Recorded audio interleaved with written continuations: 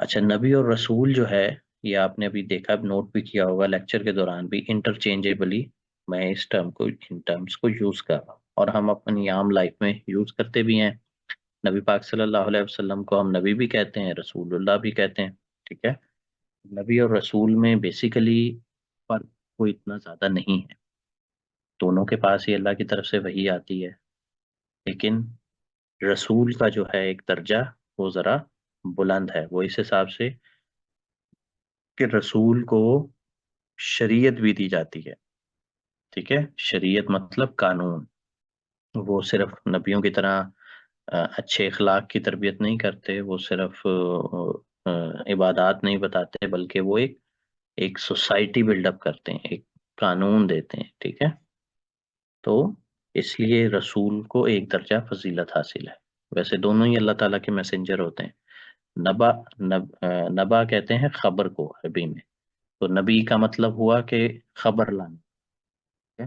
جس کے پاس بیسیکلی خبر ہو قیامت کی، آخرت کی، جی اٹھنے کی، اللہ کے ایک ہونے کی خبردار کر دینے والے کو نبی کہتے ہیں۔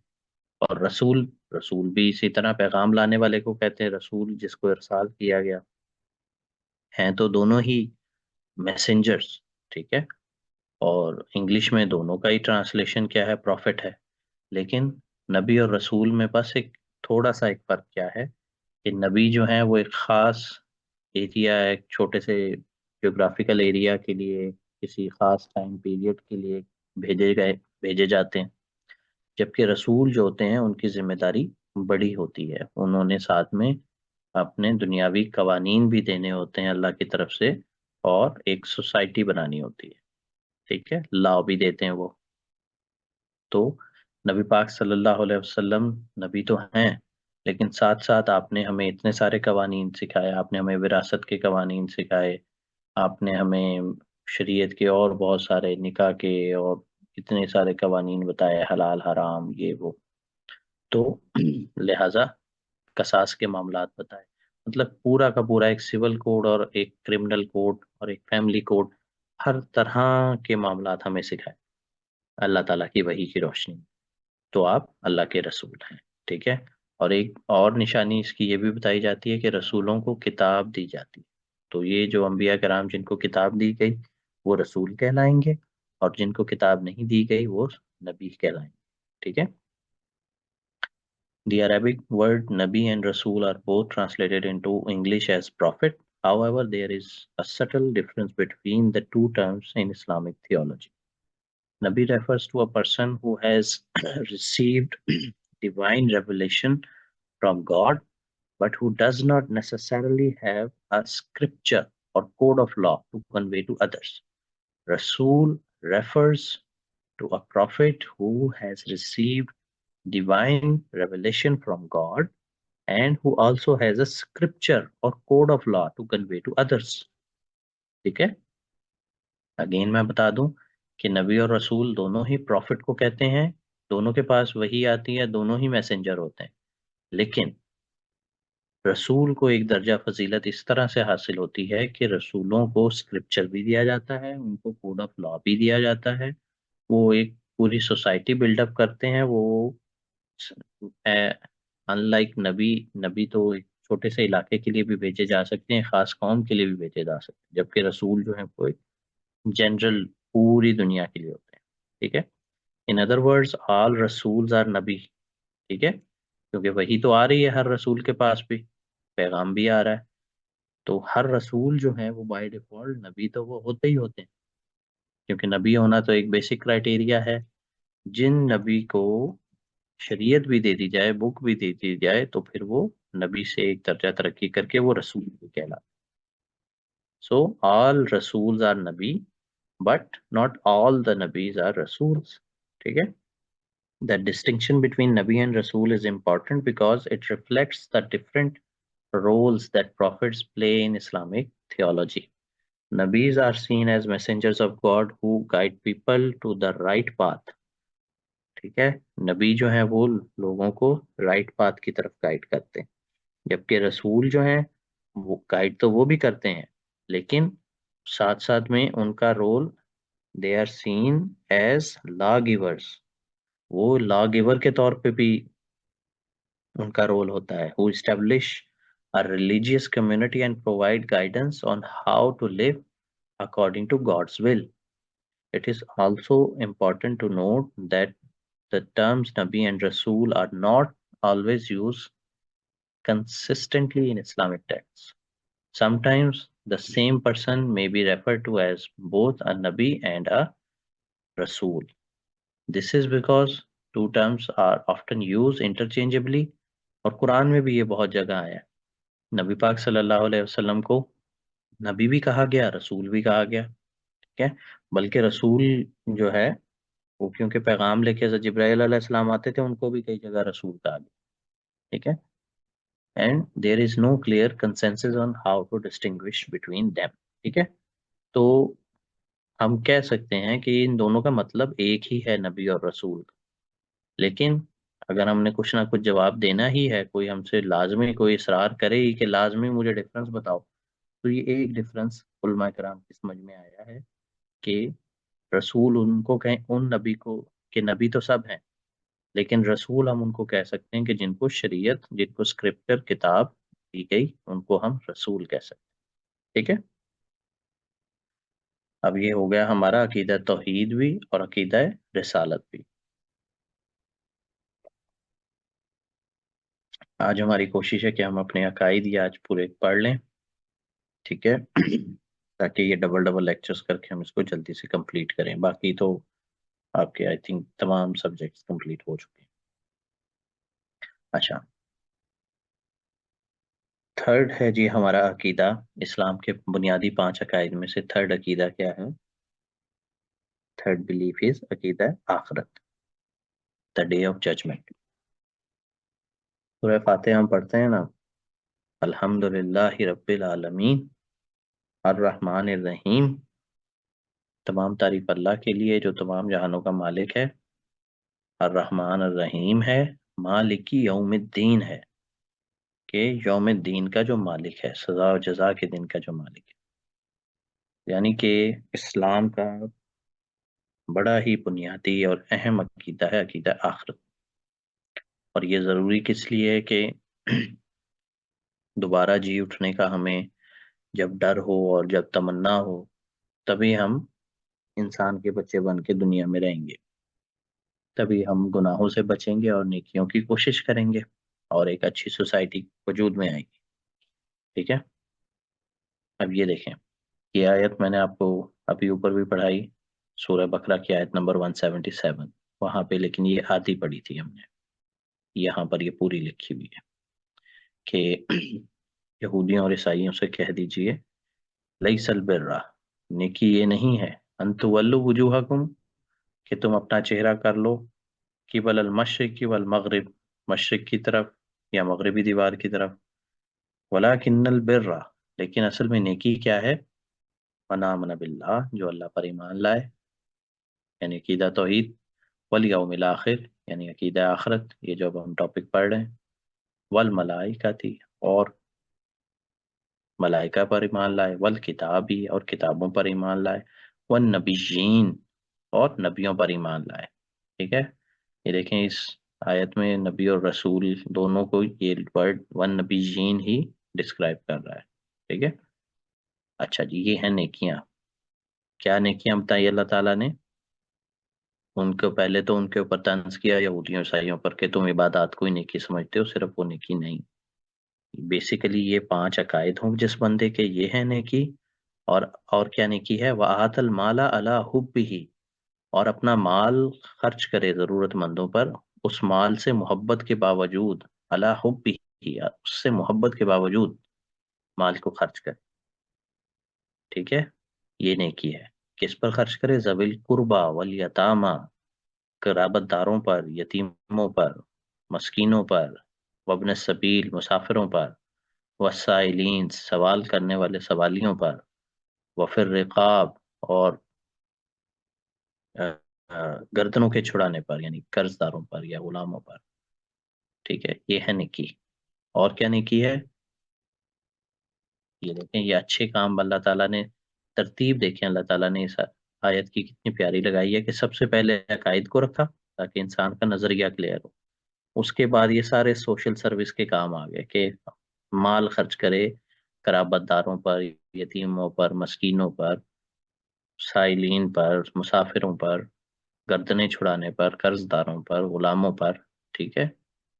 اور اب جا کے اینڈ میں اللہ تعالیٰ نے، وہ کہتے ہیں نا حقوق العباد پہلے رکھے ہیں اور حقوق اللہ بعد میں رکھیں، اب عبادات کا ذکر آ رہا ہے. وَأَقَامَ الصَّلَاةَ، اور نماز پڑھے، یہ نہیں کیا ہے. وَآتَ الزَّکَاةَ، اور جو کمپلسری، جو کم ایکسپینڈیچر آپ زکوٰۃ کو کہیں گے کہ جو خرچ کرنا لازم ہے. اس سے پہلے والا جو ہم نے آت المالا پڑھا ہے وہ کیا ہے؟ وہ اس سے ایکسٹرا ہے. زکوٰۃ دینا تو لازم ہے نا، زکوٰۃ سے جو ایکسٹرا خرچہ ہے وہ پہلے ہم پڑھائیں، وہ جو فلانے فلانوں پر خرچ کرنا ہے، یتیموں مسکینوں پر. اچھا جی. اور زکوٰۃ دیں، اور والموفون بعہدہم اذا عاہدوا، اور اپنے وعدوں کو پورا کریں. والصابرین فی الباساء، اور صبر کریں تنگی میں، مصیبت میں، پریشانی میں اور جنگ کے وقت. اولئک الذین صدقوا، تو یہ وہ لوگ ہیں جنہوں نے اپنا وعدہ اللہ سے سچا کر دکھایا. صدقوا. ٹھیک ہے. تو یہ ہے پوری آیت. اور یہ آیت میں نے آپ کو یاد کرنے کو اسی لیے کہا ہے کیونکہ یہ آیت جو ہے ہمیں دیکھیں پانچوں عقائد کے ٹاپک میں ہیلپ کرے گی. اس کے بعد یہ ہمیں اسلامک اکنامک سسٹم کے ٹاپک میں ہیلپ کرے گی کہ اس میں یہی ہے نا، وآت المال علی حبہ، کہ مال سے محبت کے باوجود اپنا مال خرچ کریں. کس پر؟ قرابت داروں پر، یتیموں مسکینوں پر، مسافروں پر، مانگنے والوں پر. ٹھیک ہے. قرض داروں پر. اور نماز کے ٹاپک میں یہ ہمیں ہیلپ کرے گی، واقام الصلاۃ. اور اسی طرح زکوٰۃ کے ٹاپک میں یہ ہمیں ہیلپ کرے گی. یہ جو آگے ہم 5 پلرز آف اسلام پڑھیں گے نا، 5 پلرز کیا ہیں؟ نماز، روزہ، حج، زکوٰۃ. تو اس میں سے 2 پلرز تو یہ آ گئے نا، نماز اور زکوٰۃ کے. ٹھیک ہے. باقی وہ روزہ اور حج کی آیت وہ ہم الگ پڑھ لیں گے. اچھا. اور ایفائے عہد کے ٹاپک میں بھی یہ ہمیں ہیلپ کر سکتی ہے اگر وہ ٹاپک آ جائے. والموفون بعہدہم اذا عاہدوا. ٹھیک ہے. اور ٹالرنس کے ٹاپک میں بھی یہ ہمیں ہیلپ کرے گی. والصابرین فی الباساء. ٹھیک ہے. تو یہ امپورٹنٹ آیت ہے، کافی کمپریہنسو ہے. اچھا جی. تو اب ہم پڑھنے لگے تھے عقیدہ آخرت. عقیدہ آخرت بہت زیادہ ضروری ہے ہمیں انسان بنانے کے لیے، تاکہ ہم بالکل سرکش نہ ہو جائیں. یہ تمام مذاہب میں نہیں، اور بلکہ کفار مکہ بھی تھے، وہ نبی پاک صلی اللہ علیہ وسلم سے بلکہ مذاق اڑاتے تھے کہ بھلا جب ہم مر جائیں گے، مٹی مٹی ہڈیاں ہو جائیں گی، ہماری ہڈیاں جو ہے وہ مٹی میں مل جائیں گی، تو اس کے بعد ہم دوبارہ جی اٹھیں گے، ایسا کیسے ہوگا؟ یہ تو دیکھو مسلمانوں کیا عقیدہ سناتے ہیں نبی پاک صلی اللہ علیہ وسلم کہ یہ کہتے ہیں کہ مرنے کے بعد ہم نے دوبارہ جی اٹھنا اور پھر ہمیں سزا یا جزا ملے گی. تو اس کا قرآن نے جواب یہ دیا کہ بھلا جس نے تمہیں پہلی بار پیدا کیا جبکہ تم کچھ بھی نہ تھے، اب تو چلو گلی سڑی ہڈیاں تو ہو نا، جب تم کچھ بھی نہ تھے اللہ نے تب پیدا کر دیا، تو جس نے پہلی بار پیدا کر دیا اس کے لیے دوبارہ پیدا کرنا کیا مشکل. ٹھیک ہے. تو یہ قرآن میں ان کے اعتراض کا جواب. ڈے آف ریسرکشن جو ہے یہ اہل کتاب میں تو پایا جاتا ہے، مثلا یہودیوں اور عیسائیوں میں تو یہ پایا جاتا ہے کہ ہاں جی قیامت قائم ہونی ہے، جنت ہے، جہنم ہے. یہ لیکن کئی دیگر مذاہب میں نہیں پایا جاتا. مثلا ہندوؤں کا پنرجنم کا کانسیپٹ ہے، وہ یہی کہتے ہیں کہ جی دنیا میں 7 جنم ہو جاتے ہیں، اچھے اعمال کرو گے تو اگلا جنم بڑی کاسٹ میں ہوگا، برے اعمال کرو گے تو اگلا جنم میں جانور بن جاؤ گے، نچلی ذات میں پیدا ہو جاؤ گے، اور ہوتے ہوتے بالآخر جانور. تو ان کی یہ کانسیپٹ ہے. The Quran describes the day of judgment in vivid details. It says that the sun will be folded up, the stars will fall from the sky, the mountains will be leveled, and the seas will boil.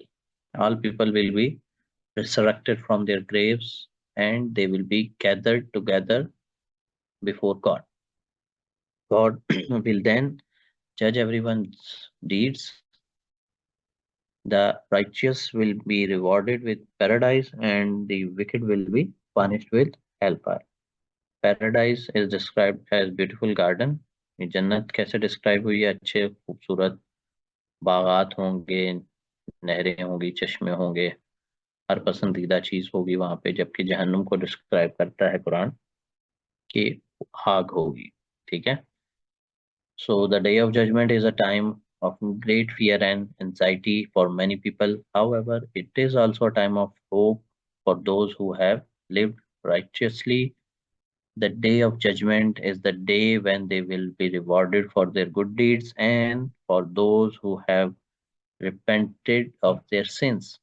The day of judgment is the day when they will be forgiven and granted entry into paradise. The day of judgment is a reminder that we should all live our lives in accordance with God's will. We should strive to do good deeds and avoid evil deeds so that we may be rewarded on the day of judgment. Some specific ways in which the belief in Akhirah affects Muslims' life. eh, It encourages Muslim to be good and moral people. ठीक है। इसमें कई हम वो लिख सकते हैं, अकीदा तौहीद वाले भी प्रोवाइड।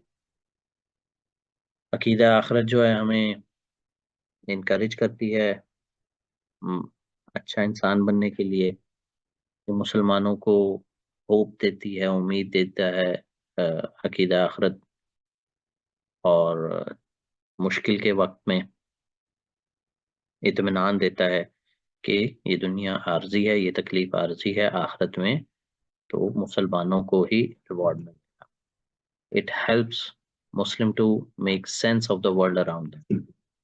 दुनिया की जिंदगी की अंडरस्टैंडिंग जो है वो बेहतर होती है इंसान की जब वो आखिरत के कॉन्सेप्ट के बगैर तो दुनिया को समझना मुश्किल ही है, बल्कि नामुमकिन है। इसका मकसद ही नहीं समझ आता कि ये किस लिए बन गई दुनिया और यहाँ हम क्यों आ गए। ठीक है। तो अगर आखिरत का नजरिया नहीं होगा तो दुनिया खुद बेमानी हो जाएगी, एक ऐसी जगह बन जाएगी जहाँ पे पता नहीं लोग कहाँ से आते हैं और मर के कहाँ चले जाते हैं। ठीक है। It helps Muslim to live in the present moment. The belief in आखिरा reminds Muslim that this life is temporary and that their true home is in the hereafter. This belief helps them to focus on the present moment and to make the most of their time in this world. Overall, the belief in Akhirah is a powerful motivator for Muslims. It helps them to live good and moral lives, to find hope and comfort in times of difficulty. ठीक है। तो basically दुनिया जो है वो आखिरत की खेती है, और मुसलमानों को यहाँ पर आता किस लिए? वो आखिरत की तैयारी करने ही आता है। कुरान से चंद आयात यहाँ पर लिखी हुई हैं अकीदा आखिरत की दलील के तौर पे।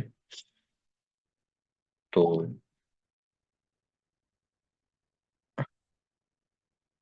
अल्लाहु ला इलाहा इल्लहु ला यजमान्नकुम इला यौमिल क़ियामति ला रैब फीह, कि वो तुम्हें जमा करेगा उस दिन की तरफ जिसके बपा होने में कोई शक ही नहीं है। वमन अस्दक़ु मिनल्लाहि हदीसा, और अल्लाह से बढ़कर कौन सच्चा हो सकता है अपनी बात का। तो ये क़यामत के दिन की बात होती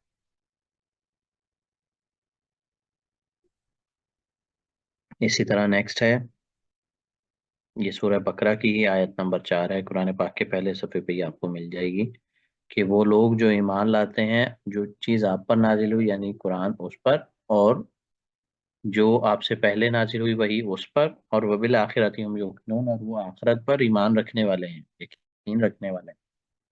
तो आखिरत का यकीन कुरान के पहले ही पेज से स्टार्ट हो जाता है। इसी तरह कि जो कोई भी दुनिया का सवाब चाहता है तो अल्लाह के पास तो दुनिया का सवाब भी है और आखिरत का सवाब भी है। ठीक है। ये भी आखिरत की दलील के तौर पे आयत है। और قیامت کا منظر، بلکہ آخرت، قیامت آئے گی تو اس کے بعد ہی آخرت قائم ہوگی.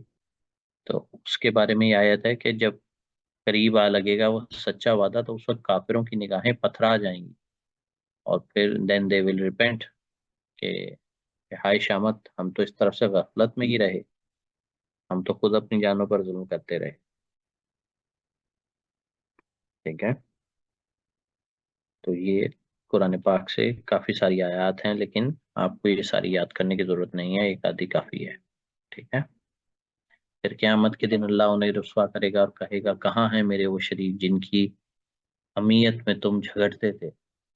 تو علم والے ان میں سے کہیں گے کہ یقیناً آج کے دن رسوائی اور بدبختی ہے کافروں کے. So the day of judgment is a fundamental belief in Islam. It is a reminder that we should all live our lives in accordance with God's will so that we may be rewarded in the hereafter. Okay? یہ ہمارا عقیدہ ہے آخرت. چھوٹا سا ہی topic تھا. اب یہ ایمان بالملائکہ اور ایمان بالکتب بالکل ہی چھوٹے چھوٹے ٹاپکس ہیں. ایمان بالملائکہ کیا ہے؟ کہ اللہ تعالیٰ کے کچھ فرشتے ہیں جو اللہ تعالیٰ کی طرف سے ڈیوٹیز جو لگی ہوئی ہیں ان کو سر انجام دیتے ہیں. ٹھیک ہے. مثلا حضرت جبرائیل علیہ السلام وحی لاتے لے جاتے ہیں، وحی لاتے ہیں، لے جانے والی بات تو ٹھیک نہیں ہے. تو مثلا جب نبی پاک صلی اللہ علیہ وسلم کے پاس غار حرا میں جب سب سے پہلے آئے حضرت جبرائیل علیہ السلام وحی لے کر، تو حضرت خدیجہ آپ کو اپنے کزن کے پاس لے گئیں اور انہوں نے بات سن کر کہا کہ یہ وہی فرشتہ ہے جو آپ سے پہلے حضرت موسیٰ اور حضرت عیسیٰ علیہ السلام کے پاس وحی لاتے تھے. کاش کہ میں زندہ رہوں اس وقت تک جب آپ کے لوگ آپ کو یہاں سے نکال دیں گے. تو نبی پاک نے حیرانی سے پوچھا کیا میرے لوگ مجھے مکہ سے نکال دیں گے؟ تو حضرت جبرائیل علیہ السلام کو ایک قرآن پاک میں ان کی بڑی عظمت بیان ہوئی ہے. جبرائیل امین ان کو کہا گیا ہے. ٹھیک ہے. روح الامین بھی ان کو کہا گیا ہے. ٹھیک ہے. امانت دار فرشتہ، کوئی خیانت نہیں کرتے، کوئی کمی بیشی نہیں کرتے کسی وحی میں. ٹھیک ہے. اچھا. اب یہ جو یہودی تھے نا، وہ جب قرآن نازل ہو رہا تھا اس وقت وہ حضرت جبرائیل علیہ السلام کو برا کہتے تھے کہ اللہ نے تو ان کو وحی دے کر بھیجا تھا کہ جاؤ بنی اسرائیل کی کسی بندے پر لے کر جاؤ. وہ بیسیکلی ان کی کتابوں میں یہ ساری نشانیاں موجود تھی کہ اللہ کے آخری نبی مدینہ کے علاقے میں آئیں گے، اسی لیے وہ اتنی دور سے ہجرت کرتے کراتے یہاں مدینہ میں آ کے آباد ہوئے تھے. لیکن وہی آ گئی بنی اسرائیل کے بجائے بنی اسماعیل میں حضرت نبی پاک صلی اللہ علیہ وسلم پہ. تو وہ یہودی اس وجہ سے ان کو برا بھلا کہتے تھے.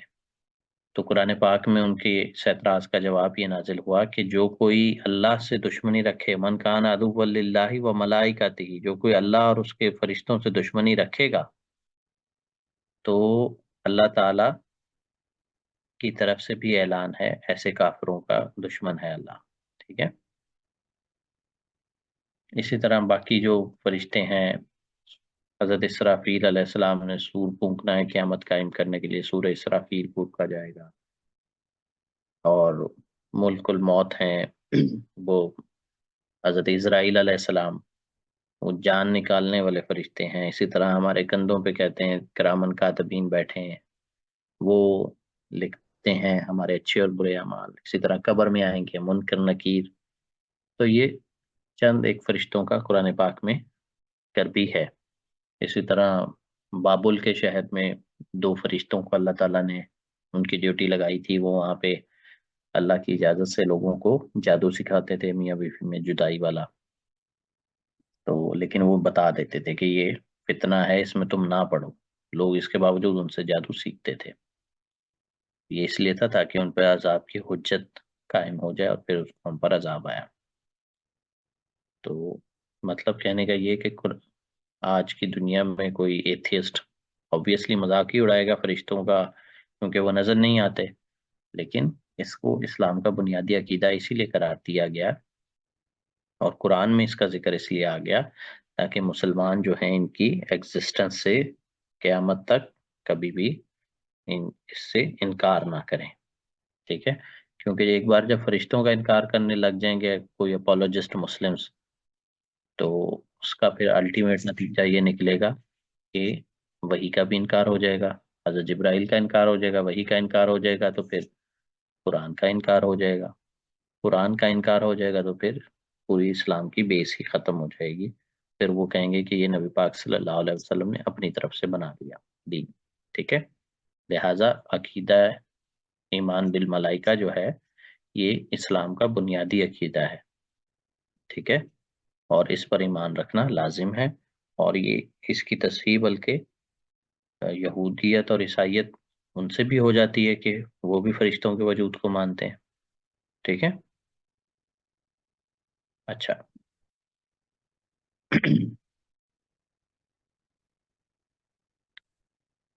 اینجلز جو ہے عربک میں ملائکہ کہتے ہیں اس کو، یہ they are spiritual beings who serve God in various ways. Mentioned they are mentioned frequently in the Quran and are believed to be created from light. Angels are often depicted as having wings, but it is not always the case. They are also said to be very beautiful and powerful. Angels have a variety of duties, including worshipping gods. There are billions and billions, countless angels worshipping God or carrying out God's commands. جیسے قرآن میں ذکر آتا ہے کہ غزوہ بدر کے موقع پر کتنے فرشتے نازل ہوئے، 3,000 5,000، ٹھیک ہے؟ فضائے بدر پیدا کر فرشتے تیری نصرت کو اتر سکتے ہیں گردوں سے کتار اندر کتار اب بھی، ٹھیک ہے؟ اسی طرح پروٹیکٹنگ ہیومنس قرآن میں بھی ہے کہ لوگوں کی حفاظت کے لیے فرشتے جو ہیں نازل ہوتے ہیں۔ اچھا جی، ریکارڈنگ ہیومن ڈیڈس یہ میں نے بتایا، کرامن کاتبین جو ہمارے دائیں بائیں بیٹھے تھے لکھتے ہیں۔ گیدرنگ سولز ایٹ ڈیتھ، یہ حضرت اسرائیل علیہ السلام کا میں نے بتایا، ملک الموت جن کو ہم کہتے ہیں۔ Interacting on behalf of humans, interceding on behalf of humans, ہمارے لیے توبہ استغفار کرتے رہتے ہیں اللہ تعالیٰ سے فرشتے۔ Attending to the needs of heaven, جنت کے داروغہ کا نام ہے رضوان، کچھ جو سمجھا جو میری فریاد کو تو رضوان سمجھا، مجھ کو جنت سے نکالا ہوا انسان سمجھا، ٹھیک ہے؟ تو جنت اور جہنم کا بھی انتظام چلانے والے بہت سارے فرشتے ہیں۔ تو مطلب کہنے کا یہ کہ اللہ تعالیٰ کو اگر عبادت ہی کروانی ہوتی تو فرشتے کچھ کم نہ تھے، بہت سارے فرشتے اللہ تعالیٰ کے پاس آلریڈی عبادت کے لیے موجود تھے، but they don't have any free will. That's why Allah created us so that we worship him by choice. Angels are not to be worshipped. اچھا یہ بڑی اہم بات ہے، کیونکہ کفار مکہ کیا کرتے تھے، وہ کہتے تھے کہ فرشتے جو ہیں اللہ کی بیٹی ہیں، لہٰذا جب ان کی بیٹی پیدا ہوتی تھی وہ کہتے تھے او ہو یہ تو غلطی سے آ گئی، اس کو مٹی میں یا دودھ میں دفنا دو، یہ واپس جائے اللہ کے پاس، یہ تو فرشتہ ہے، ٹھیک ہے؟ اور بیٹے کے بارے میں وہ یہ بات نہیں کرتے تھے۔ اب اللہ کی بیٹیاں جب فرشتوں کو کہتے تھے تو وہ کیا کرتے تھے، ان کی مورتیاں بھی بنا لیتے تھے، جتنی بھی دیویاں انہوں نے بنا رکھی تھی وہ ساری کی ساری آپ دیکھیں فیمیل تھیں، لات منات عزا، ٹھیک ہے؟ تو وہ کہتے تھے کہ یہ فرشتوں کی یادگار کے طور پہ ہم نے یہ مورتی بنا لی، اب ہم اس کی پوجا کریں گے، یہ اللہ کے یہاں ہماری سفارش کرے گی۔ مطلب اللہ کو وہ مانتے تھے، حضرت ابراہیم ظاہر ہے حضرت ابراہیم کی اولاد میں سے تھے نا کفار مکہ سارے، تو حضرت ابراہیم علیہ السلام کو اور اللہ کا تو انہوں نے ماننا تھا، لیکن انہوں نے نیچے فرنچائزیں کافی ساری بنا رکھی تھی کہ یہ فلانی نعمت کا یہ فرشتہ وہ یہ مورتی جو ہے ہماری سفارش کرے گی، فلانی نعمت کے لیے وہ کرے گی، یہ کام کر رکھا تھا۔ اللہ تعالیٰ کو اپنی پاور میں کوئی بھی شریک نہیں پسند۔ اچھا وہ بلکہ جو حج کرتے تھے زمانہ جاہلیت کا، اس میں بھی وہ جو طواف کرتے وقت جب تلبیہ پڑھتے تھے وہ یہی کہتے تھے لبیک اللہم لبیک لا شریک لک لبیک الا شریکن تملکہ وما ملک، کہ اے اللہ ہم حاضر ہیں، ہم حاضر ہیں، تیرا کوئی شریک نہیں سوائے اس شریک کے کہ جس کو تو نے خود سے شریک بنا کے کچھ مطلب پاورز وغیرہ دے دی، الا شریکن تملکہ۔ تو اس تلبیہ کو نبی پاک صلی اللہ علیہ وسلم نے چینج کیا اور صرف وہی رہنے دیا کہ لبیک اللہم لبیک، اے اللہ ہم حاضر ہیں، لا شریک لک لبیک، نہیں تیرا کوئی معبود، ہم حاضر ہیں۔ ٹھیک ہے؟ اچھا، سو فرشتے جو ہیں ان کو پوجنے کی کوئی ضرورت نہیں ہے۔ ٹھیک ہے؟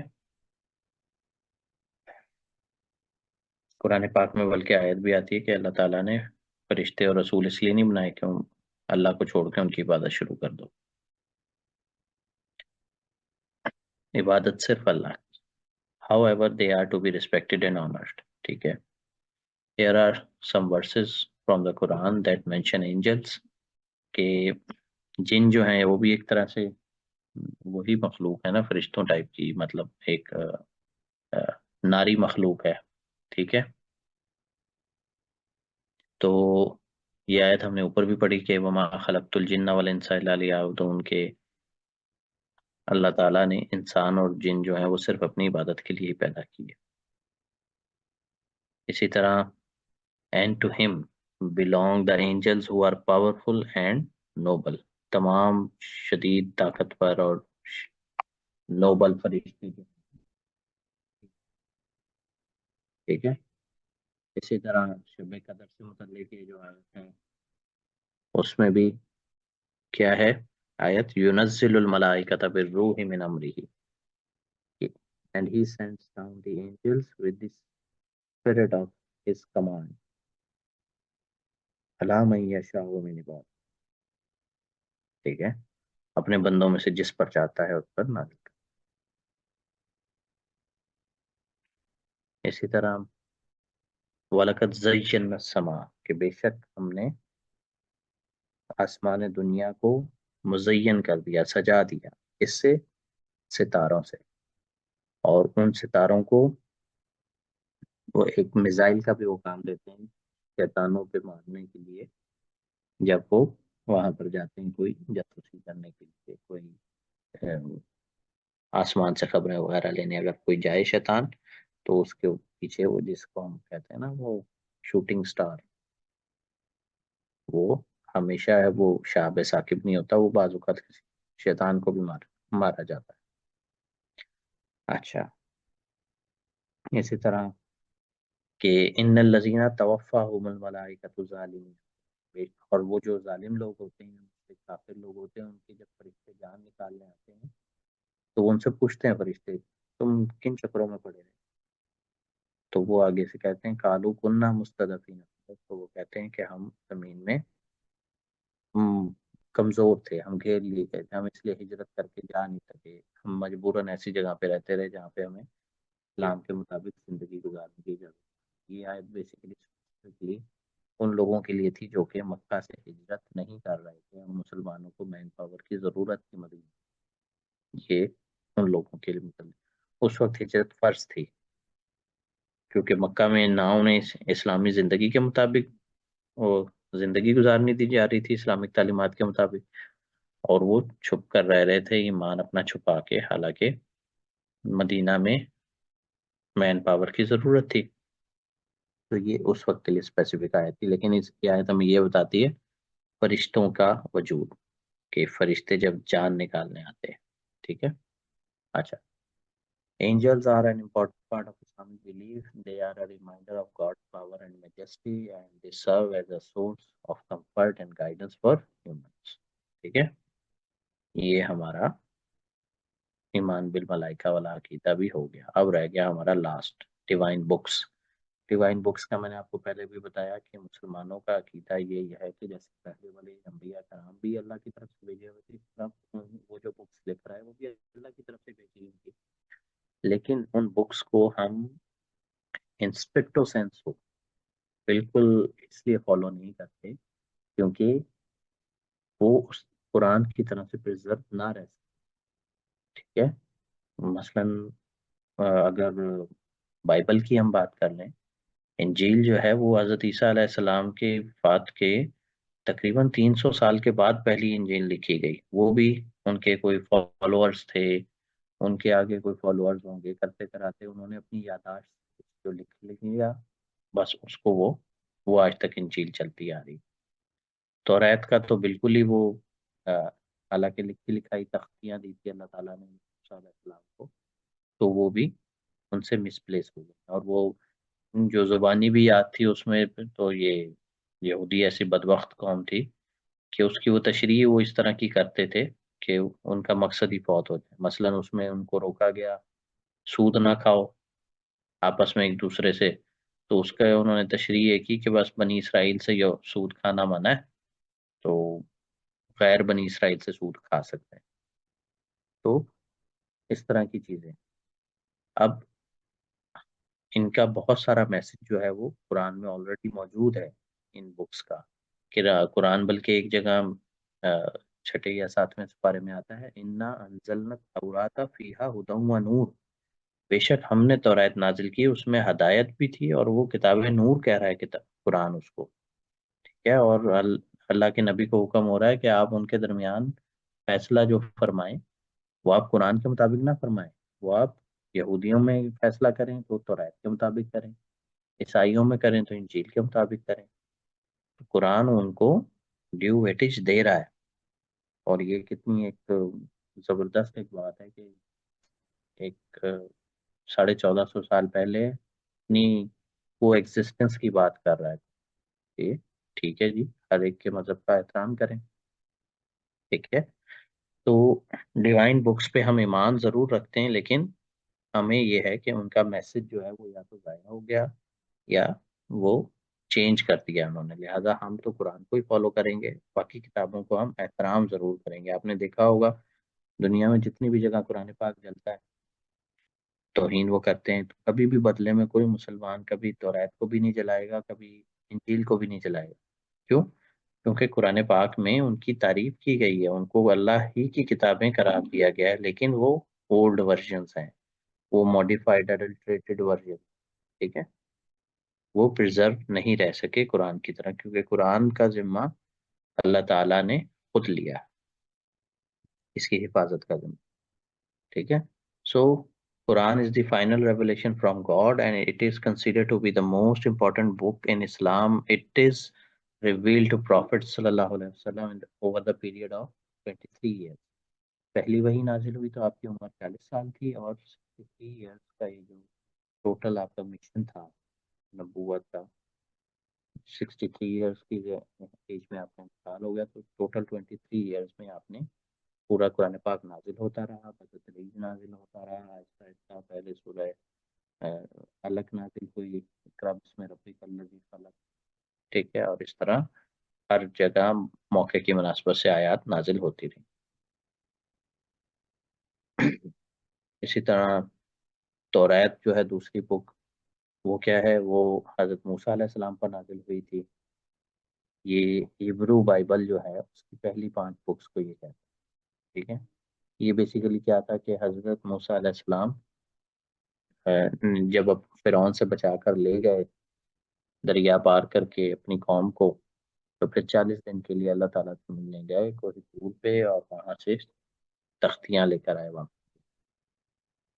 تو وہ تو رہت تھی. اسی طرح زبور جو ہے، زبور کیا تھی؟ یہ حضرت داؤد علیہ السلام پر اتری تھی. They are collection of poems and songs. اللہ تعالیٰ کی تعریف کے اس میں نغمے تھے، ہم تھی. لہن داؤدی مشہور ہے. ٹھیک ہے.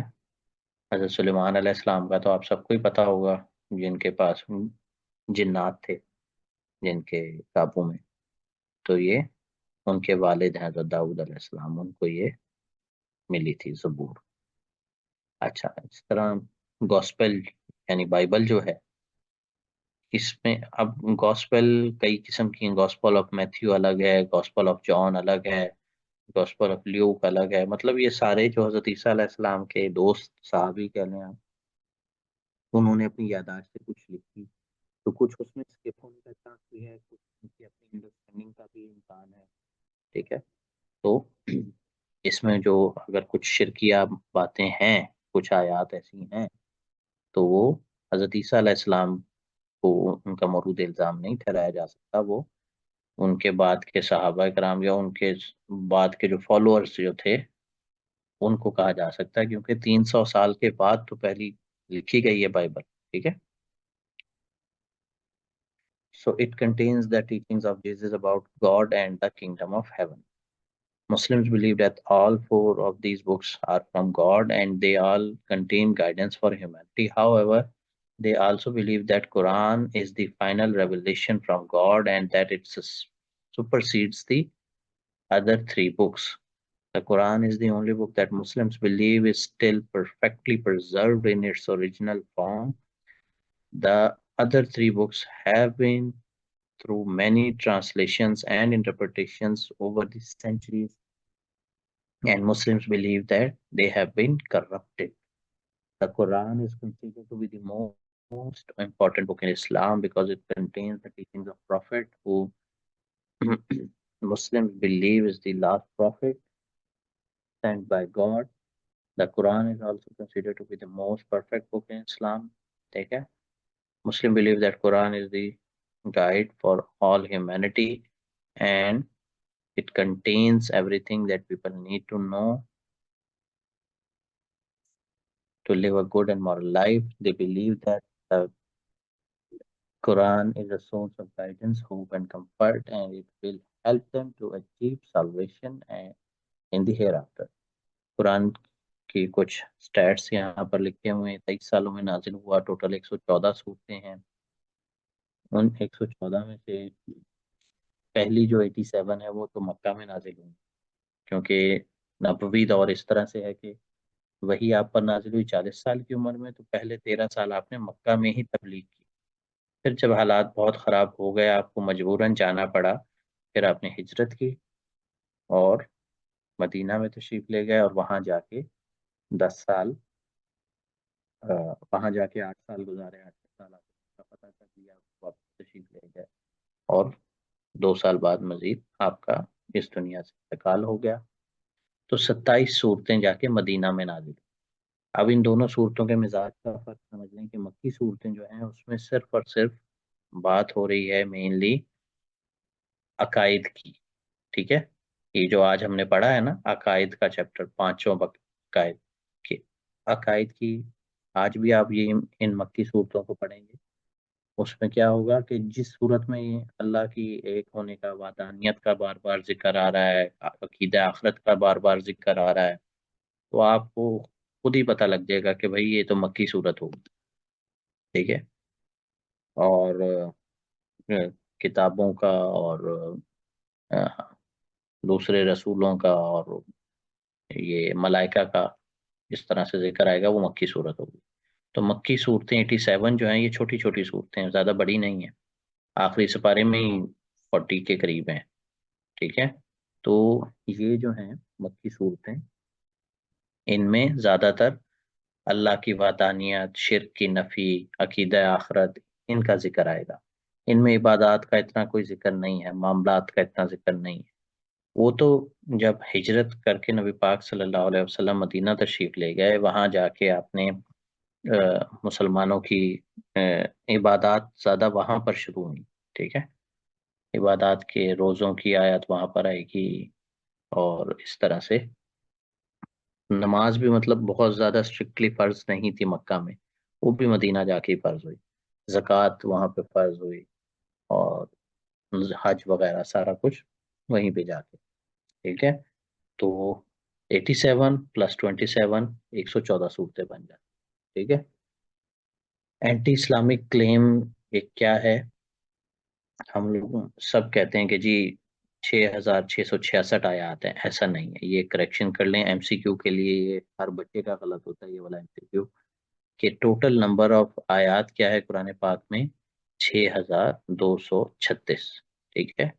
وہ کسی نے غلطی سے وہ ٹیٹرا 6 لکھ دیا ہوا ہے اور وہ نمبر چلتا ہی جا رہا ہے. اس کا ٹیٹرا 6 میں سے پہلا 6 اور آخری 6 تو ٹھیک ہے، لیکن یہ جو بیچ والے 2 6 ہیں نا، اس کو آپ 23 سے ریپلیس کریں. 6236 आयات हैं कुरान पाक में।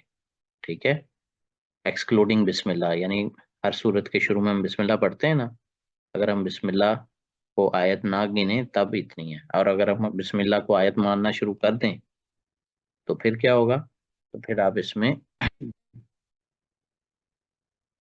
नंबर ये भी शामिल कर लेंगे 112 बार, तो ये 6348 बन जाएगा नंबर इसका, आयात का। ठीक है, सूरह तौबा जो है उसके स्टार्ट में नहीं आती बिस्मिल्लाह। ठीक है, ये था जी हमारा आज का लेक्चर 5। सबसे पहले हमने पढ़ा अकीदे की तारीफ, अकीदा गिरा लगाने को कहते हैं। इस्लाम के 5 बेसिक अकायद हैं, तौहीद, रिसालत, आखरत, मलाइका और कुतुब।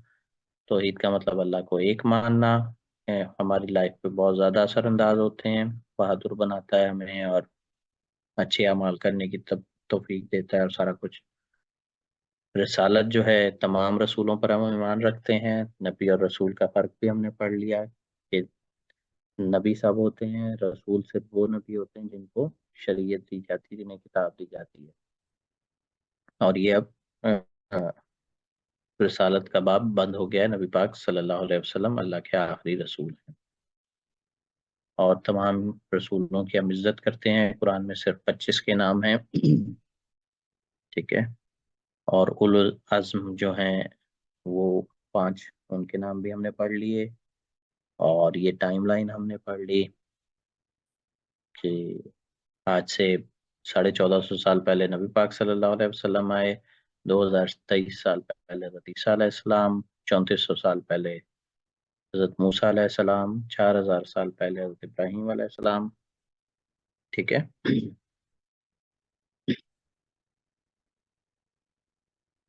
और ये हमने पढ़ लिया। इनके बाद अकीदा आखिरत हमने पढ़ी, हम इंसान बनाने के लिए बड़ा ज़रूरी है ताकि हम जालिम भी ना हो जाएं और मायूस भी ना हो जाएं। ठीक है,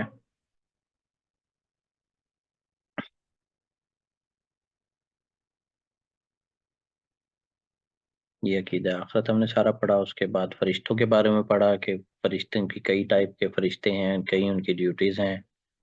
एक वही लाते हैं, एक जान निकालने वाले हैं, एक सूरज इसराफील फूंकने वाले हैं, कोई रिकॉर्ड हमारा रखते हैं, कोई कब्र में सवाल पूछते हैं, और इस तरह की चीज़ें हैं। और एट द एंड हमने किताबों के बारे में पढ़ा कि तमाम किताबें अल्लाह की तरफ से भेजी हुई हैं, इल्हामी किताबें, लेकिन उनका मैसेज इतना प्रिजर्व नहीं है। ठीक है, तो now you may ask questions. अच्छा, चलें, एक स्टूडेंट कह रहे हैं कि उर्दू में नोट्स प्रोवाइड करें। मुझे एक्चुअली पहले बैचेस से भी उसने कहा था, और उनसे भी मैंने वादा किया हुआ है, लेकिन मैं अपना वादा अभी तक पूरा इसलिए नहीं कर पा रहा क्योंकि it's like translating entire book, hefty book.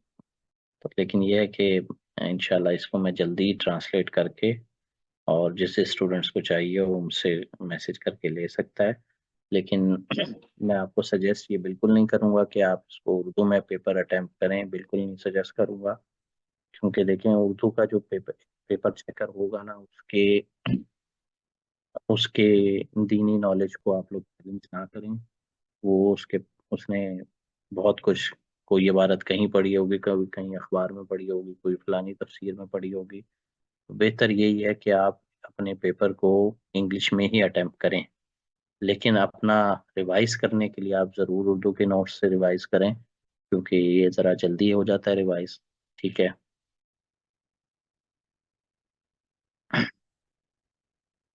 और ये सारी चीज़ें जो हैं इसको आप बड़ा इजीली रिवाइज कर सकते हैं।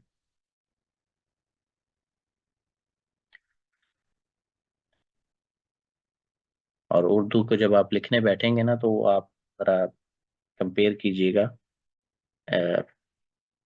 जस्ट फॉर एक्सपेरिमेंट आप अपना पेपर अटेम्प्ट करने की कोशिश करें, एक पेपर की एक साइड उर्दू में लिखने की कोशिश करें और टाइम नोट करें, और फिर दूसरी साइड आप इंग्लिश में लिखने की कोशिश करें और टाइम नोट करें, ठीक है। हाँ जी, मैं आपको इंशाल्लाह इसके जल्द आपको मिल जाएंगे उर्दू में ट्रांसलेटेड नोट्स भी, ठीक है जी।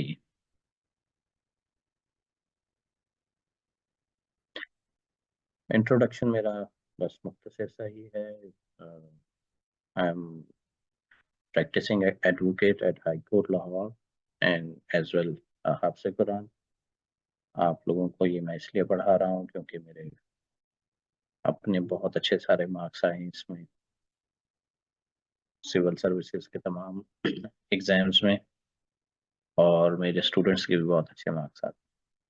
और ये इस्लामियत का जो पेपर है ये जैसे हमें एफएससी करने के बाद अकल आती है, जितनी मेहनत हमने फिजिक्स केमिस्ट्री मैथ पे की, उससे आधी मेहनत भी अगर हम उर्दू और इस्लामियात पे कर लेते तो हम बहुत ज़्यादा मार्क्स ले सकते हैं, बहुत अच्छा merit बन सकता।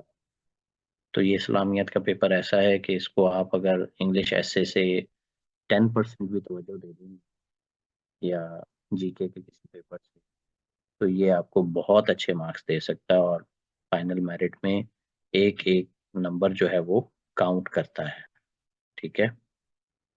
तो ये आप समझें कि ये आपका एक जैकपॉट है, ये इस्लामियात का पेपर, इसको तवज्जो से पढ़ें और तवज्जो से अटेम्प्ट करें। और जैकपॉट इसलिए कि इस्लामियात तो हम बचपन से ही अपने से आ रहे हैं, हम रोज़े रखते आ रहे हैं, कुछ बड़ों की बातें कोई सुन लेते हैं, कोई रमज़ान ट्रांसमिशन में कुछ बातें सुन लेते हैं, तो ये सब कॉन्शियस में ये सारी बातें हमारे होती हैं ऑलरेडी। और मैंने आज आप लोगों को जितना पढ़ाया है या इस पूरे सेशन में मैं जितना भी पढ़ाऊंगा, उसमें से एटलीस्ट 80% या 70% नॉलेज आप लोगों को ऑलरेडी आप लोगों को पता होगा। फिर भी हम ये पढ़ रहे हैं, हम सिर्फ चीज़ों को अरेंज कर रहे हैं एक मैनर में, एक तो उसका सीक्वेंस वाइज। बाकी ये कि तौहीद का आपको नहीं पता नहीं था, नमाज का आप लोगों को नहीं पता है, इसका भी पता है, किताबों का, फूलों का, सब चीज़ें आप लोगों को ऑलरेडी पता होती हैं, हम जस्ट इसको एक अच्छे से मैनर में अरेंज कर रहे हैं पेपर के पॉइंट ऑफ व्यू से। तो ये आप लोगों के लिए एक बहुत अच्छा एक वेल स्कोरिंग पेपर है, ठीक है। तो इसको आप लोग इंशाल्लाह, मेरी दुआ और मेरी कोशिश ये है कि आप लोग इसमें 70 to 80 मार्क्स स्कोर करें, ठीक है। और ये इंशाल्लाह आप लोग कर लेंगे, बहुत बढ़िया।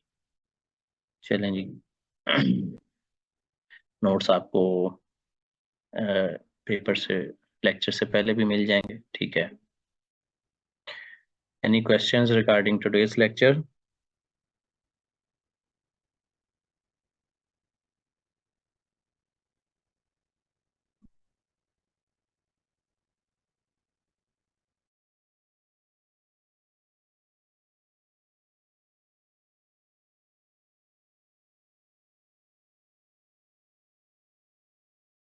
चलें जी, बेस्ट ऑफ लक और योर एग्जाम्स।